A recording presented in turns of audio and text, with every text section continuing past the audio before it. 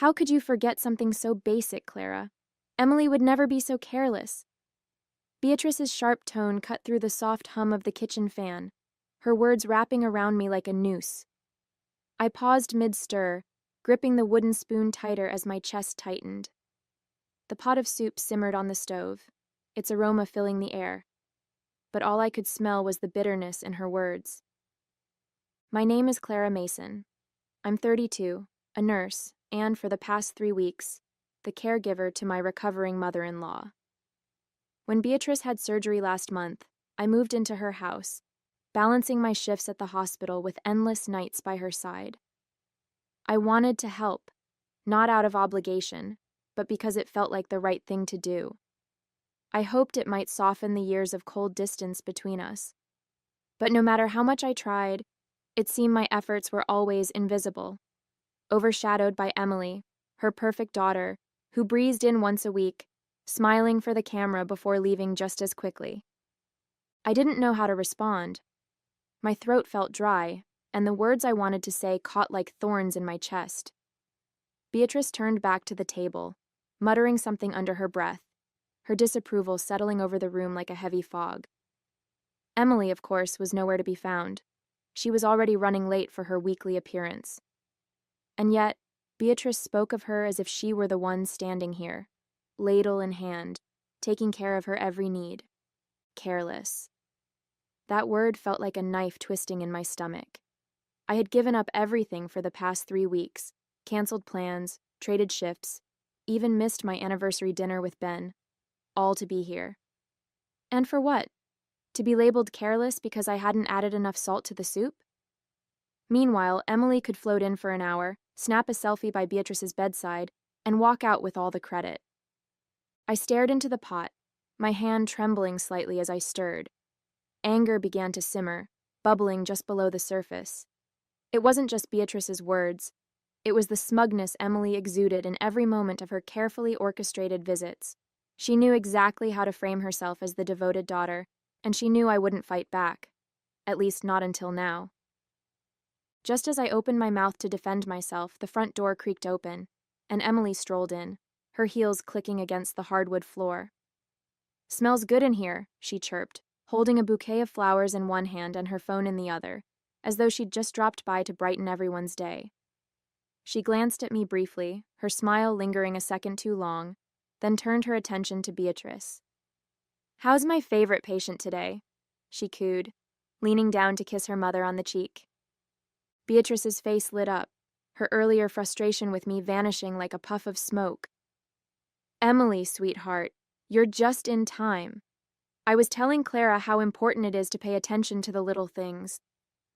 Not that she'd understand, she added with a pointed glance in my direction. Emily set the flowers on the counter and let out a soft laugh. "Oh, Mom, I'm sure Clara's doing her best," she said, her voice syrupy sweet. She turned to me, her expression unreadable. "Don't worry, Clara. Taking care of Mom isn't easy. I've been learning that myself." I clenched my jaw, the words hanging on the tip of my tongue, begging to be said. But Emily was already moving, pulling her phone out for what I knew was coming next. She posed next to Beatrice, leaning in with a radiant smile as her camera clicked. "Just want to capture these precious moments," she said, her voice light, as if she hadn't just stolen the spotlight from everything I'd been working tirelessly to hold together. As Emily scrolled through her phone, probably selecting the best filter to enhance her devoted daughter persona, Beatrice sighed contentedly. "It's so nice to have both my girls here," she said, her gaze lingering on Emily. Though I'll admit, Emily always knows just how to make me feel special. My grip tightened on the ladle, the weight of her words pressing down on me.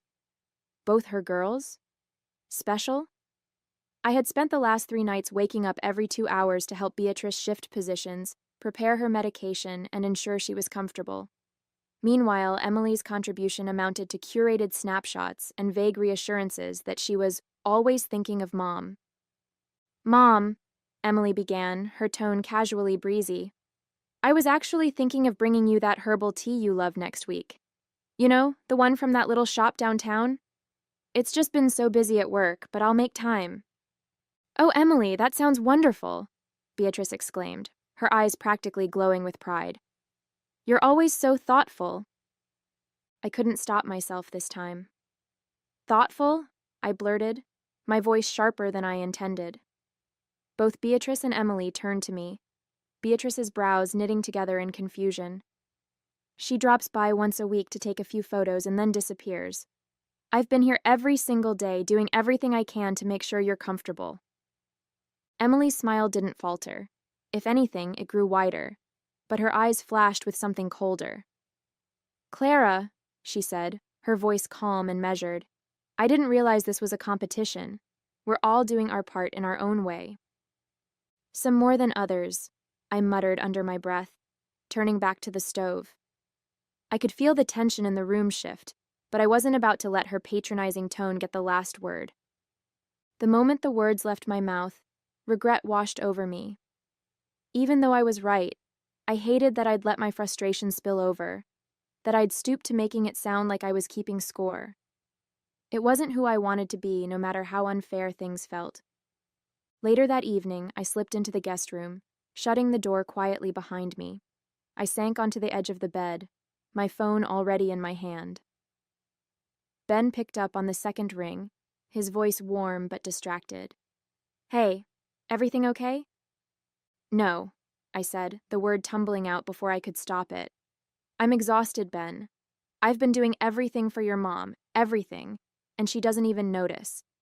Emily walks in for 10 minutes with flowers and a fake smile, and suddenly she's the perfect daughter. Ben sighed heavily on the other end, the sound crackling through the speaker. Clara, you know how my mom is. She's always been like this. You can't take it personally. I know she's like this, I snapped, my voice sharper than I meant. But that doesn't make it easier. Do you have any idea what it feels like to be here, day in and day out, and still be invisible? I stopped, swallowing the lump in my throat. I just needed you to understand. Ben's voice softened, a hint of concern cutting through his usual practicality. Clara, maybe it's time to take a break. You've done more than enough. You've done everything, honestly. Why don't you come home for a week? Let Emily step up for once. I miss you, and you need to take care of yourself too. His words caught me off guard, the knot in my chest loosening slightly. The thought of going home, of sleeping in my own bed and being with Ben, was so tempting it almost hurt. But then I thought of Beatrice, her frailty, her stubbornness, and the nagging guilt in my stomach returned. I don't know, I said quietly. What if she needs me? She'll manage, Ben said firmly. You've been more than generous, Clara. It's okay to step back. You're not a bad person for putting yourself first for once. Ben and I lived 2 hours away in a small apartment we'd made our home over the last 5 years. When Beatrice's surgery was scheduled, I'd offered to move in temporarily to help with her recovery. Ben had wanted to be there too. He adored his mom despite her quirks, but his job was at a critical point, with deadlines he couldn't ignore. He'd called every day to check in, always asking how I was holding up, but I knew it weighed on him that he couldn't be here to share the burden. As much as I missed him, I couldn't blame him. He was doing the best he could, just like I was. I sighed, gripping the phone a little tighter. I don't know, Ben, I said finally. It's not that I don't want to come home, I do. I miss you, and I'm exhausted. But I can't just leave her like this. She still needs someone here. There was a brief silence on the other end before Ben spoke again, his voice calm but firm. I get it, Clara. You care about her, even if she doesn't always show it. Just think about it, okay? You've done so much already. It's not selfish to take care of yourself, too. I'll think about it, I said quietly, my throat tightening. I promise. It felt like the right thing to say, even though I wasn't sure if I could really let myself walk away. The next morning, I found Beatrice in the living room, sitting upright in her chair with the television on low. She didn't look up as I entered, her attention fixed on a weather report. I hesitated, wondering if I should start the conversation with a simple, "Good morning." But before I could speak, She turned to me with a pointed look. Clara, she said, her tone already laced with irritation. I couldn't help but notice how late dinner was last night. It's not good for my digestion to eat that late, you know. I blinked, taken aback. Dinner was ready as soon as Emily left. I thought we agreed. Yes, because you didn't have it prepared earlier, she interrupted, her words sharp. When Emily is here, everything feels more put together. She doesn't need to be told what to do. I clenched my hands at my sides, biting back the words I wanted to say. Emily stayed for less than an hour, I replied carefully. She didn't even stay for dinner. That's not the point, Beatrice snapped, leaning forward slightly. Emily knows how to handle herself. She doesn't wait for me to tell her when or how to do things. She's considerate. I let out a slow breath, trying to keep my composure.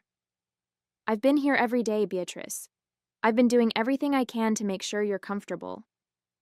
And yet, somehow, it always feels like a struggle, she shot back, her voice growing colder. You're here physically, Clara, but emotionally, you're checked out. You don't seem like you actually want to be here.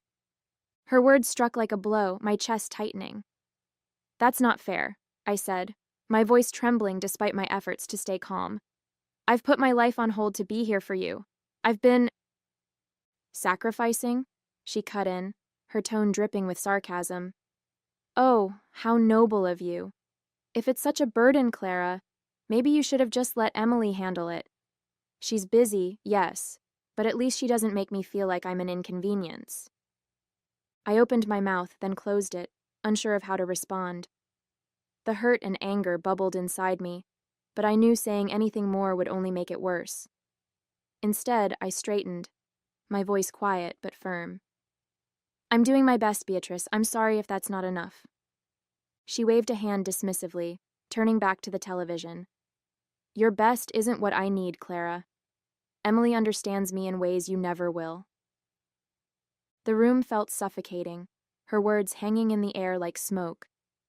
Without another word, I turned and left, retreating to the guest room to collect myself. Tears pricked at my eyes, but I refused to let them fall. Not yet. Not in front of her. Sitting on the edge of the guest bed, I stared at the neatly folded clothes in my suitcase, my thoughts swirling. Beatrice's words replayed in my mind, each one digging deeper into the ache that had been building for weeks. No matter how much I gave, how much I tried, it was never enough. And it never would be. I picked up my phone and scrolled through my messages, landing on the last one from Ben. You've done enough, Clara. Please come home. The words felt heavier now, but they also carried a clarity I hadn't wanted to admit before. Ben was right. I had done enough. I'd given up my time, my energy, and my peace of mind to be here, hoping it might make a difference. But nothing I did would ever compare to the pedestal Beatrice had placed Emily on. I couldn't keep sacrificing myself for someone who didn't see me, who didn't value what I was giving. I let out a shaky breath, wiping the tears that threatened to spill. It wasn't about giving up. It was about knowing when I'd reached my limit. For my own sanity, I had to stop waiting for Beatrice's approval. I had to go home. I decided to talk to Barris that afternoon. The air between us was thick, heavy with everything that had been left unsaid. My heart pounded as I stepped forward, determined to finally speak my mind. Beatrice, I began, my voice steady but soft. I need to talk to you. She glanced up briefly, her expression unreadable. If this is about dinner tonight, I'd rather you focus on getting it right than wasting time chatting. My jaw tightened, but I pushed through. No, it's not about dinner. It's about how I've been treated since I got here. Her hand froze mid-stir, and she finally looked at me, one eyebrow arched. Oh? And how exactly have you been treated, Clara? I took a deep breath, the words spilling out before I could second-guess myself. I've been here every day, doing everything I can to take care of you. I've rearranged my life, missed important moments, and given you all of my energy. And yet, no matter what I do, it's never enough. You've made it clear time and time again that you don't value me, and honestly, I'm tired of being treated like I'm worthless." She set her spoon down with a deliberate clink, folding her hands in front of her. "Well," she said coolly, "if you're tired, Clara, no one's forcing you to stay. Frankly, Emily would do a much better job anyway. She always has." Her words stung, sharper than I'd expected, but I refused to let her see how much they hurt. "Emily isn't here, Beatrice," I said, my voice firmer now. "She's never here for more than an hour or two. I've been the one taking care of you. But if you think she can do better, then fine. I'm done." Beatrice didn't flinch, her expression hard as stone. "Good," she said with disdain. "I won't miss the complaining. At least Emily knows how to show respect." I nodded slowly, the finality of her words settling over me like a cold weight. "I hope she can give you what you need," I said quietly, "because I won't be back." Without waiting for her response, I turned and walked away, my chest tight but my head held high. It was over. I was done. Back in the guest room, I packed my things with quiet determination. Each folded piece of clothing felt like another weight lifted off my shoulders. Beatrice's cutting words still rang in my ears, but I shoved them aside. It was over. I was done bending myself into knots for someone who didn't value me. Once everything was packed, I sat on the edge of the bed and stared at my phone. My thumb hovered over Emily's number before I pressed call. The line rang several times before she finally picked up. "What is it, Clara?" Emily answered, her tone clipped and impatient. "I'm kind of busy right now." I took a deep breath, refusing to let her attitude get to me. "I'm leaving," I said simply. "I've packed my things and I'm heading home. Beatrice needs someone here, so congratulations. You're up." "What?" she snapped, her voice immediately rising. "Wait, what are you talking about? You can't just leave." "I can, and I am," I said firmly. "I've done my part, Emily. It's your turn now." She let out a high-pitched laugh, the kind that came more from disbelief than amusement. "Oh, sure. Just drop everything on me, why don't you? Do you have any idea how busy I am? I can't just—" "I've been here for weeks," I cut in, my voice steady. "You've had time to prepare for this. Mom's your responsibility too, and she seems to think you're better at this anyway. I'm sure you'll figure it out." "Are you kidding me?" Emily shrieked, her tone growing more frantic. "I don't have time to babysit her. That's your thing, Clara. You're the caretaker, not me." "Not anymore," I said, my voice cold. "Good luck, Emily." Before she could respond, I hung up, exhaling a shaky breath.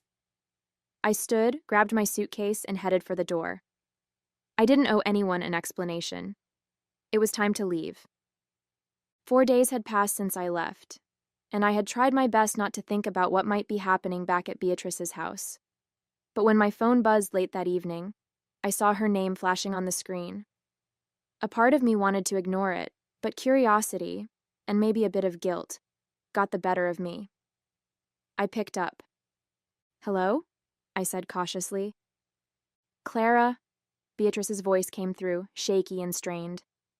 She sounded different, tired, maybe even desperate. I need to talk to you." I hesitated, unsure of what to say. "Is everything okay?" "No," she admitted, the word heavy with frustration and something else I couldn't quite place. "Emily hasn't been here since you left. She's barely answering my calls, and when she does, she has some excuse about work or being too busy. She promised me she'd be here." I bit my lip, resisting the urge to say I told you so. Instead, I stayed quiet, letting her vent. "I've had to do everything on my own," Beatrice continued, her voice trembling. "I can't even manage the stairs some days. I don't know what to do, Clara. I feel completely abandoned." Her words hit harder than I expected, stirring a mixture of emotions, sympathy, vindication, and a lingering ache of resentment. She had treated me like I was nothing, and now she was realizing what it meant to truly feel alone. "I'm sorry to hear that, Beatrice," I said finally, my tone neutral. "But I warned you this might happen. Emily's good at saying the right things, but she's never been the one to follow through. There was a long pause, and for the first time, Beatrice's voice softened. I didn't think she'd just leave me like this. I thought she cared. I stayed silent, not wanting to twist the knife. Beatrice was finally feeling the consequences of her favoritism, and while a small part of me felt justified, another part of me couldn't help but feel sorry for her. I took a deep breath, clutching the phone tightly. Beatrice, I'm sorry you're feeling this way. I wouldn't wish this on anyone, I began, my voice quiet but steady. But I can't just come back. Not right now. What do you mean, not right now? She snapped, her tone immediately sharp. I mean, I can't drop everything again to move back in, I said firmly, though my heart ached as I spoke. Beatrice, you treated me like I was nothing when I was there. I gave everything I could, and you made me feel like I didn't matter. I can't put myself through that again. Her response was immediate and furious. Oh, so now you're going to hold a grudge, are you? She yelled, her voice rising. You think you're so perfect, Clara? You think I didn't notice the mistakes you made while you were here? Don't act like you're some martyr. You've never been good enough for this family, and now you're proving it. Her words hit like a slap, but I kept my voice calm. Beatrice, I'm not saying I'm perfect. I know I made mistakes. But I tried. I gave everything I had, and you never saw that. And now, after everything, you expect me to come back as if none of that happened? She let out a bitter laugh, her tone dripping with anger. I should have known. You're just like everyone else, selfish. At least Emily would never abandon me like this. Emily already has, I said quietly, the words hanging in the air. There was a stunned silence on the other end before she exploded again. Don't you dare talk about Emily like that. She has her reasons, unlike you, who's just looking for an excuse to quit. Tears welled in my eyes, but I refused to let them fall. I'm sorry you feel that way, Beatrice, but I can't come back. Not like this. Before she could yell more, I ended the call, my hands trembling. The weight of her words sat heavy on my chest, but I knew I couldn't go back. Not now, and maybe not ever. 5 days passed, and I tried to move on, pushing the memories of Beatrice's anger to the back of my mind. I was starting to feel a sense of peace again, though it was fragile, held together by long walks and conversations with Ben. Then late in the evening, my phone buzzed. It was her. I stared at the screen for a moment, debating whether to answer. With a deep breath, I picked up. Hello? Clara? Beatrice's voice broke on the other end, shaky and filled with tears. Clara, I'm so sorry. Her sobs were raw, her words tumbling out in fragments. I don't know what to say. I've been sitting here thinking about everything, and I can't believe how awful I was to you. You didn't deserve any of it. I don't even know why I acted like that. You gave so much, and I threw it back in your face. I sat down, stunned. Beatrice, I started, but she cut me off. No, let me finish, she pleaded, her voice trembling. I've been so unfair to you, Clara. So blind. You didn't have to come here, but you did. You took care of me when no one else would. And I treated you so terribly. Her sobs deepened and my chest tightened. I regret it so much, she choked out. Emily hasn't been here in days, and now I see it. I see what you were saying all along. I need you to know how sorry I am. I didn't deserve your kindness, but you gave it anyway. Tears pricked at my eyes, her sincerity cutting through the pain I'd been carrying. I took a deep breath, steadying myself. Thank you, Beatrice, I said softly. That means more than you know. I don't expect you to forgive me, she whispered, her voice cracking. But I had to tell you. I'm so sorry. I sat in silence for a moment, letting her words sink in. I'll need time, I said finally, my voice gentle but firm. But I appreciate your apology. It's a start. It is, she said, her sobs quieting. I'll try to do better, Clara. I promise. When the call ended, I set the phone down, my heart heavy but lighter all at once. For the first time, it felt like there was a path forward, however slow it might be. After Beatrice recovered, everything was different. She treated me with kindness and gratitude, her sharp edges replaced by genuine warmth. Each visit was lighter, filled with moments of connection instead of tension. Beatrice went out of her way to show her appreciation, and while the past couldn't be erased, it no longer weighed us down. For the first time, I felt truly valued, and that made all the difference.